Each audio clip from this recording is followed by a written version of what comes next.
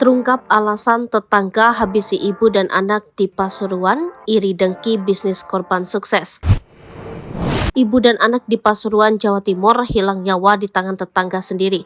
Rupanya peristiwa berdarah tersebut berawal dari rasa iri pelaku. Rosidah dan Ahmad Fauzi ditemukan dalam kondisi mengenaskan di rumahnya di Jalan Imam Bonjol, Kelurahan Mandaran, Kecamatan Panggung Rejo, Kota Pasuruan. Rosidah dan Ahmad Fauzi ditemukan tewas bersimbah darah Sabtu 30 Desember 2023 pagi. Pelaku yang menghabisi nyawa keduanya adalah tetangga korban berinisial MS. Rumah MS berada tepat di belakang rumah korban. Rosidah merupakan janda kaya. Suami Rosidah meninggal belum genap 1 tahun ini. Polisi memastikan tidak ada barang berharga korban yang hilang.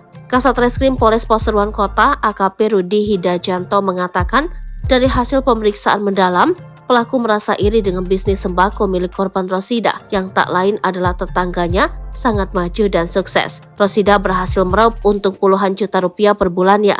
Kesuksesan Rosidah ini pun membuat hati dan mata pelaku gelap. Pelaku nekat membunuh Rosidah dan anaknya Ahmad Fauzi secara sadis. Ya, motifnya karena pelaku ingin keluarga besar Rosidah ini mati. Tujuannya ketika Rosidah mati, otomatis usahanya juga akan mati. Nah, kematian bisnis Rosidah ini membuka peluang bisnisnya berkembang, kata AKP Rudi Hidajanto. Menurut AKP Rudi Hidajanto, pelaku dan istrinya memiliki bisnis sembako kecil-kecilan. Pelaku ingin bisnisnya maju seperti korban, hingga akhirnya ia kepikiran untuk menghabisi nyawa dan bisnis korban. Asumsi pelaku ketika korban dan keluarganya meninggal, otomatis bisnisnya hancur, dan itu membuka pintu bisnis sembakonya terbuka lebar karena sudah tidak ada saingannya lagi.